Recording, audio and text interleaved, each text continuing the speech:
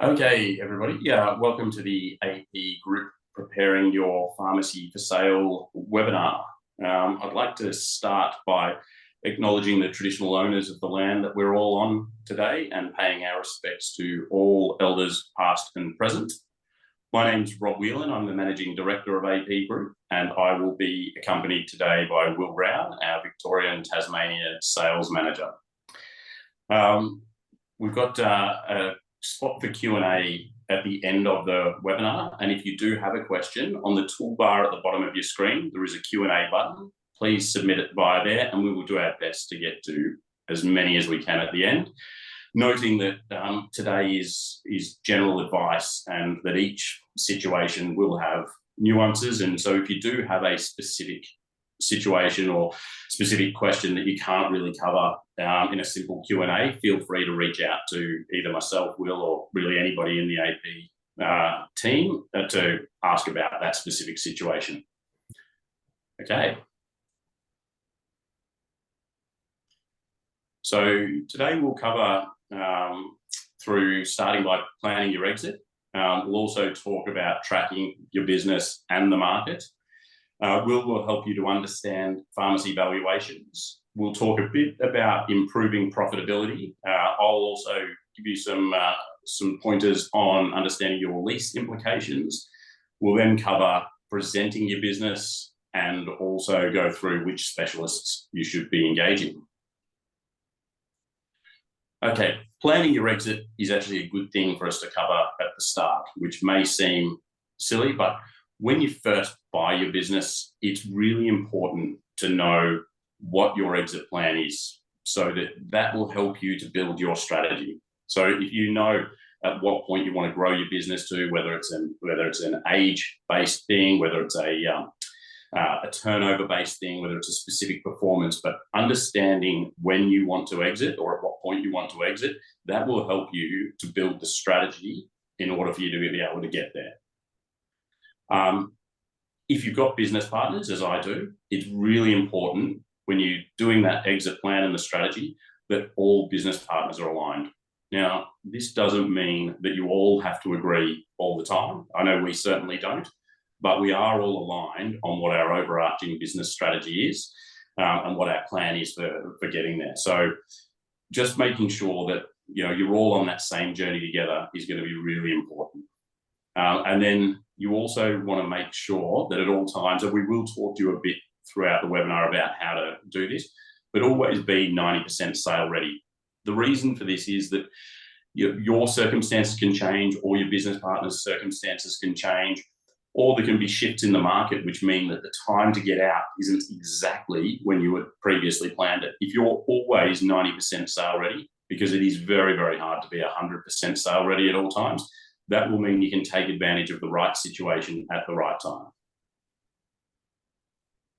Okay, so once you've got your strategy, there are going to be key performance indicators there which help you to measure that strategy, which you can measure those key performance indicators and make sure that you are on track for what you're doing. So identifying those KPIs and finding an easy way to measure them and track them, and then making sure that you're diligent with that tracking is really important. It may seem silly, and obviously I am a broker by trade, but maintain contact with your broker. You may be lucky to sell a pharmacy every few years or to buy one every few years, but you're in that space not too often. We did 131 sales last year. So maintaining contact with your broker is going to help you to understand exactly where the market's at.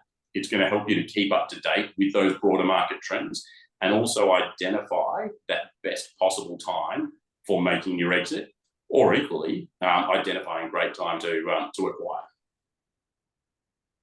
Now I'll hand over to Will, who's going to talk to you about understanding pharmacy valuations. Thanks, Rob. So in Australia, the most common way of valuing pharmacies is what's known as the FME capitalisation method. So with this method, the business's value is determined by applying a risk-adjusted rate of return, called a capitalisation rate, or a cap rate for short, to the pharmacy's assessed operating profit, or EBITDA, FME. So the cap rate correlates with the earnings multiple. So a 10% cap rate is equivalent to a 10 times earnings multiple, and a 5% cap rate is equivalent to a 20 times earnings multiple. So the cap rate used to assess a pharmacy will vary depending on a number of factors, but it will essentially reflect the perceived risks and the perceived opportunities associated with that business. So key factors that influence the cap rate for a pharmacy include things like the pharmacy's location, historical performance, growth potential, local area competition, tenancy terms, and also macroeconomic factors like interest rates, regulatory issues will also influence the cap rate. So it can sound a little counterintuitive, but a lower cap rate represents a lower risk assessment and a higher business value, whereas a higher cap rate represents a higher risk assessment and therefore a lower business value. So it works sort of inverse to earnings multiple. Basically, sellers are hoping for a lower cap rate to maximize their return and maximize their sale price. And buyers, conversely, are hoping to buy at a higher cap rate so they get the pharmacy a little bit cheaper. So cap rates in Australia tend to range between 13 and 22% for PBS approved pharmacies. It's important to note that valuation cap rates and sale price cap rates are two different things.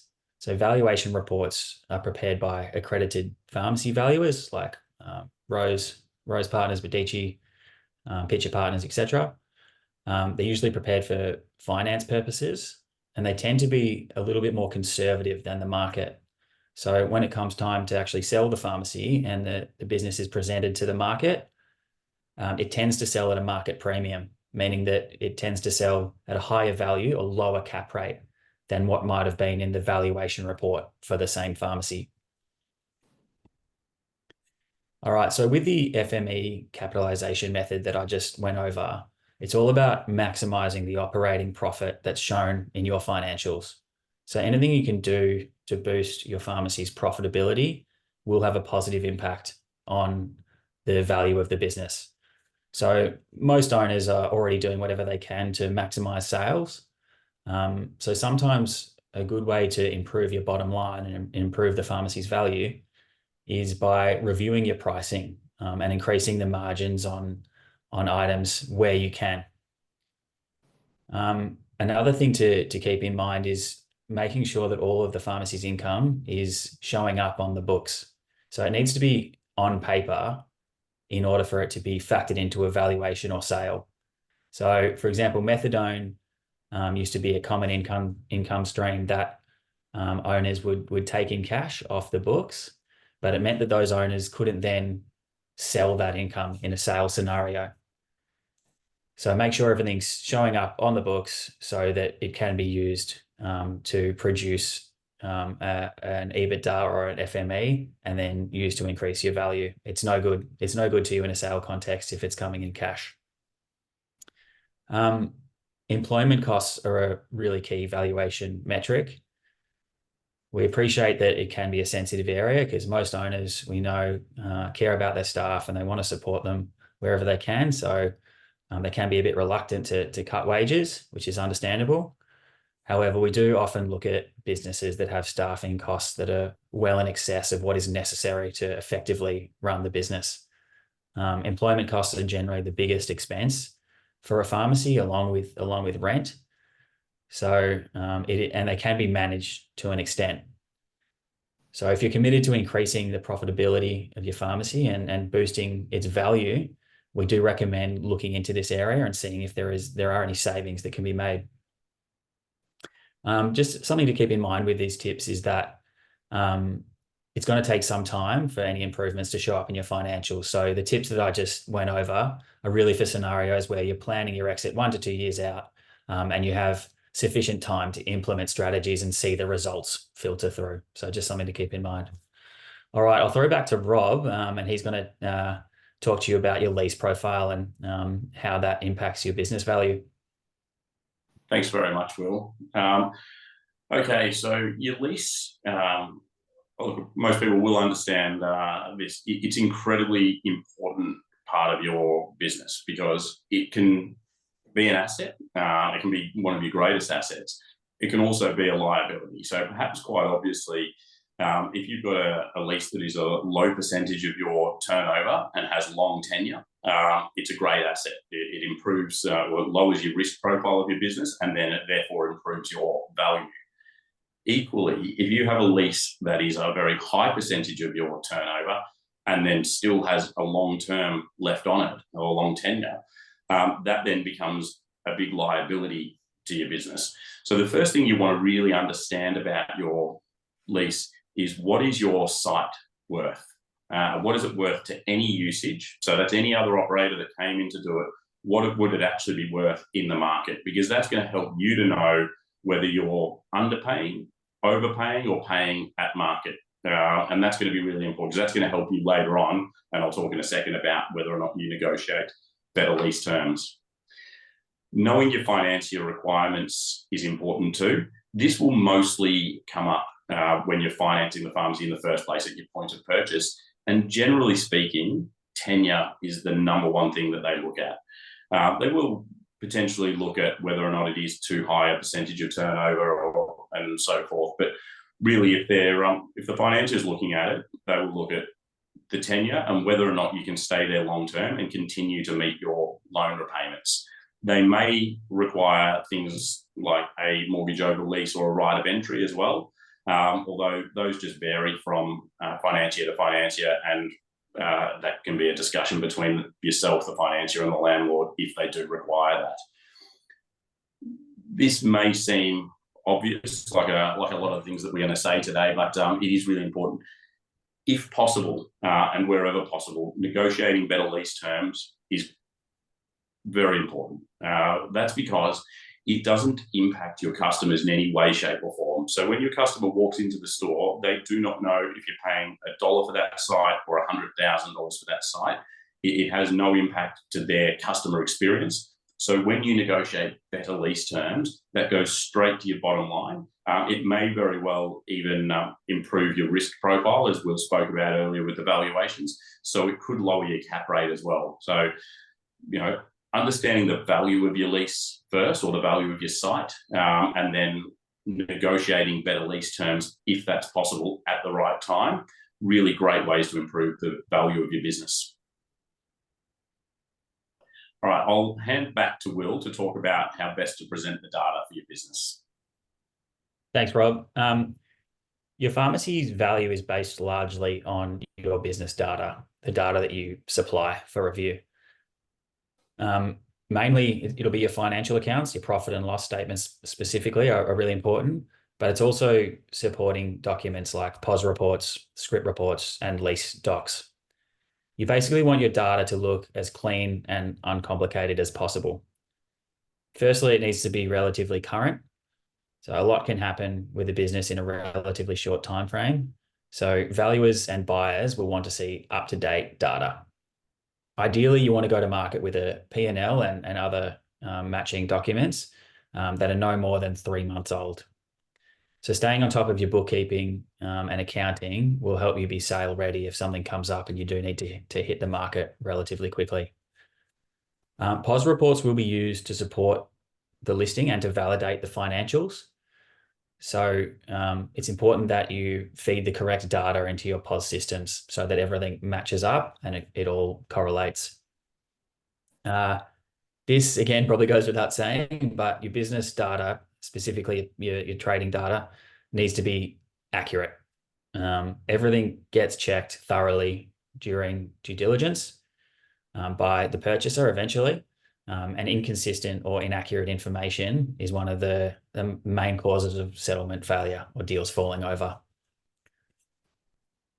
When it comes to assessing your business's operating profit, so determining the EBITDA or FME, personal expenses and non-recurring expenses can be removed or adjusted out of the calculations. These are known as add backs or adjustments. However, if a lot of adjustments are required to the numbers, it can start to look a bit messy or complicated or even a little bit suspicious to potential buyers.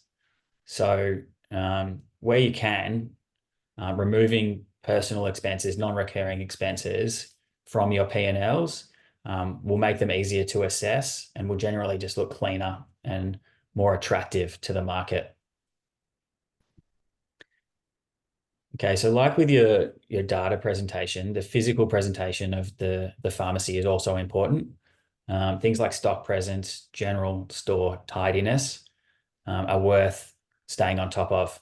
So a clean and inviting store with a strong stock holding will look like it's performing well and will generally appear more attractive to potential buyers.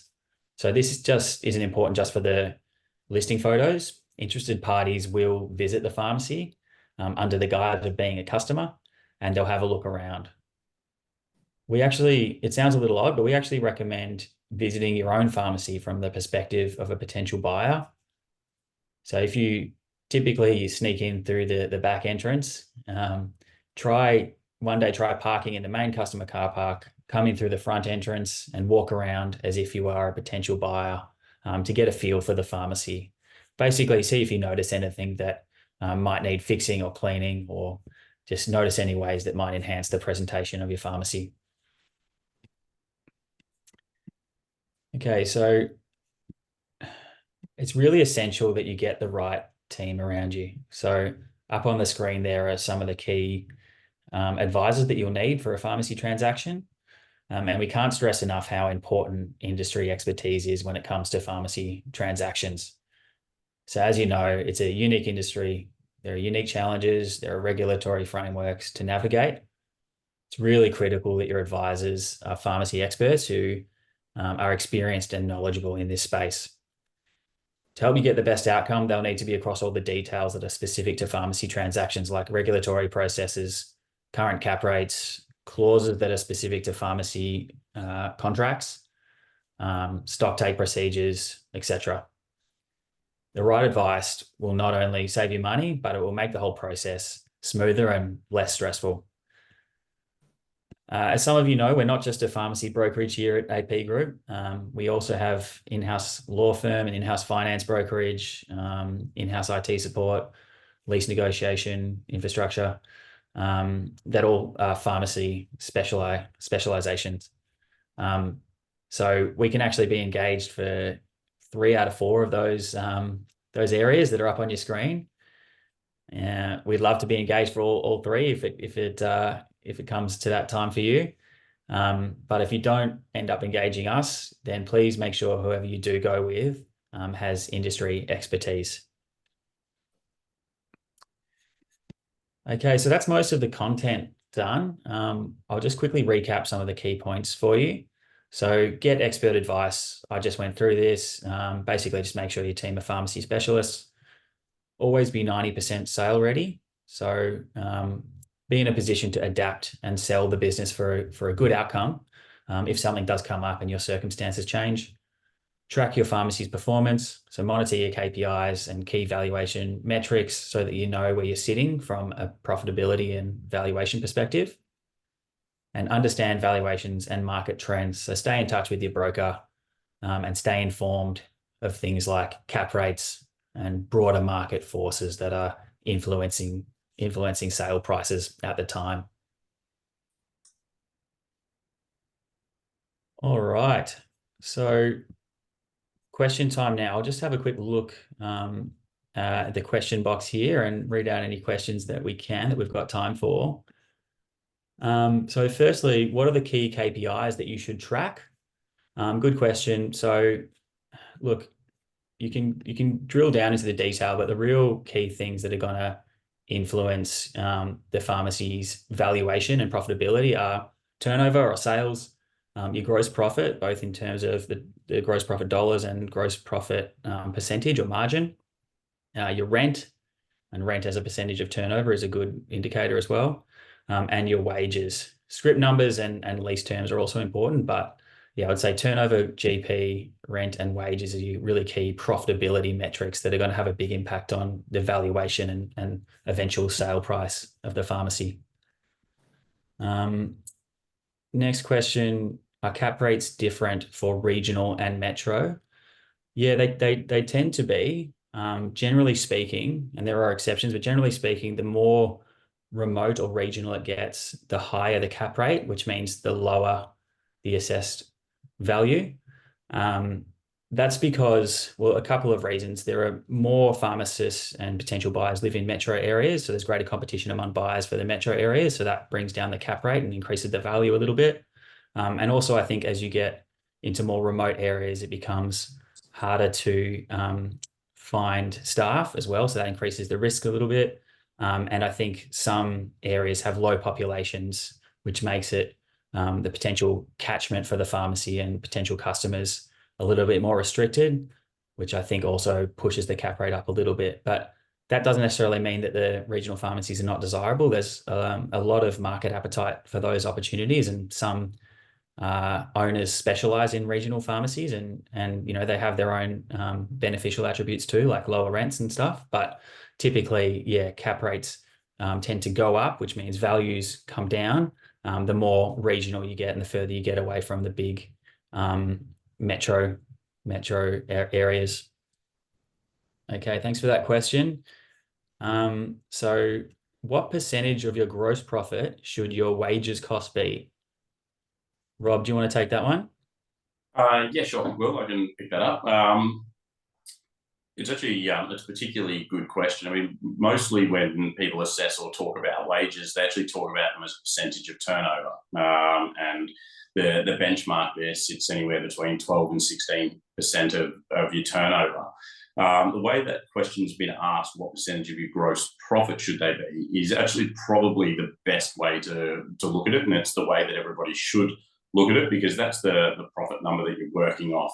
So the rough rule of thumb there is around a third of your gross profit to go to your wages, and that will allow you to adjust your wage percentage of turnover up or down, depending whether you're doing high value, low margin, that's bringing your gross profit down, or you're in a very high service, high profit based business, which means that you're going to have higher wages versus turnover. So short answer to that question, around a third of your gross profit is ideal. Thanks, Rob. We've got another one here. It says, what is the ideal or maximum percentage of turnover recommended? I think this person is referring to rent percentage of turnover. Sure. I'll pick that up as well, Will, if you like. Again, I mean, with all of these questions, we'll give you some sort of general ruling, but the general ruling is 4 to 6%. Now, it does. We don't sort of say this to be clever. It does vary dramatically, because there's plenty of instances where you're sitting down around 2% when you're on a strip and you've got a very high turnover. Equally, in certain scenarios, for example, if your pharmacy turned over $15 million, you don't mind paying a higher percentage of rent because there's more cream at the top, so to speak. So there are scenarios where your rent can be closer to 10% and the store is still very, very profitable. But as a general rule of thumb, if you can sit in that 4 to 6%, that will cover you on most pharmacies. Cool. Another one we've got here, it's got a couple of questions within one question, but what is the range for a highest / healthy GP percentage, excluding high value, low margin?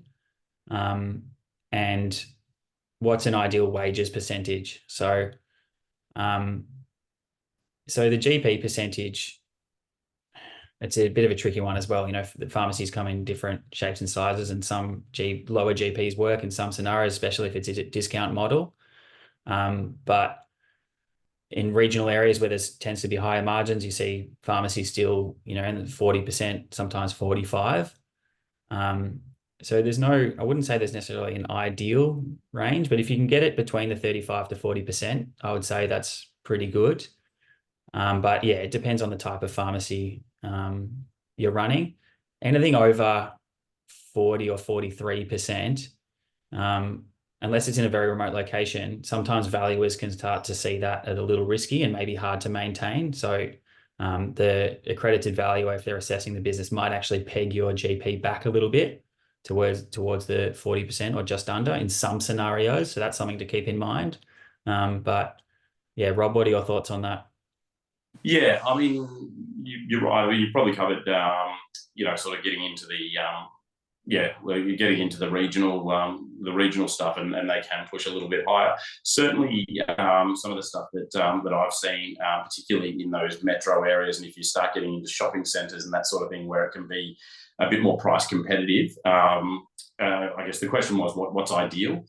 Look, anywhere between 30 to 35 in that low 30s seems to be a very maintainable, and you seem to be able to get good growth out of that if you're in that competitive environment. So Will's 100% right. When as you get less competition, you will push higher into the 30s, but in the competitive environment, I'd look in that low to mid 30s.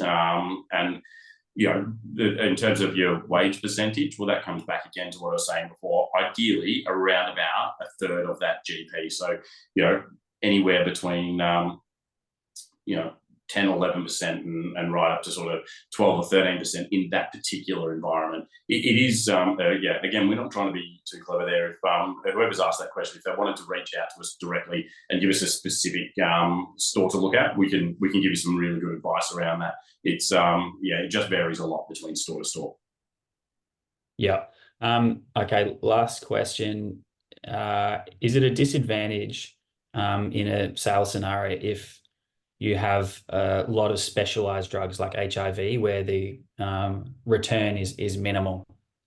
I wouldn't say, just my thoughts on this, I wouldn't say it's necessarily a disadvantage, but given that with the FME capitalization method, it's all about profitability. If it's not really generating much margin and then you've got wages, it's wages heavy, then if it is actually maybe not profitable, after all expenses, then it's going to be a disadvantage. But if it's just sort of breaking even, then I think it'll have a neutral impact. It'll almost just be put aside in terms of valuation sale price. Do you agree, Rob? It's difficult to disagree with you on the webinar. But no, look, you're 100% right. The only thing I would probably say to that is more so than whether it's a high value, low margin or something like those HIV drugs or the Lucentis or whatever. It really one of the bigger impacts is if that's all coming from one location. So if you've got one particular clinic that's sending all of that business to you, that could get viewed as relatively non-recurring revenue, only from the perspective of, if you lose that, then that revenue disappears straight away. But Will's 100% right. What valuers look at and ultimately buyers look at more so than turnover is they look at profit. So it's definitely not a disadvantage to have turnover as long as that turnover doesn't cost you money to maintain. So you're not losing money on it. As long as it's breaking even or you're making some money off it, it's then it's fine to have. I think that is probably all the time we've got for today. Is that right, Will? Yeah, that's it. Yeah. I think there might be one or two questions that we've missed, but for those people, we've got your details. So we'll be in touch with you over the next couple of days to discuss. Thanks very much for attending today. It's been awesome to have you all along. You'll receive a recording of the webinar and a survey via email later today. And you can also find more info and resources on our website if you like. So thanks again, and enjoy your afternoon. We look forward to talking to you all soon. Thanks very much, everyone. Thanks, Will. Thanks, Rob.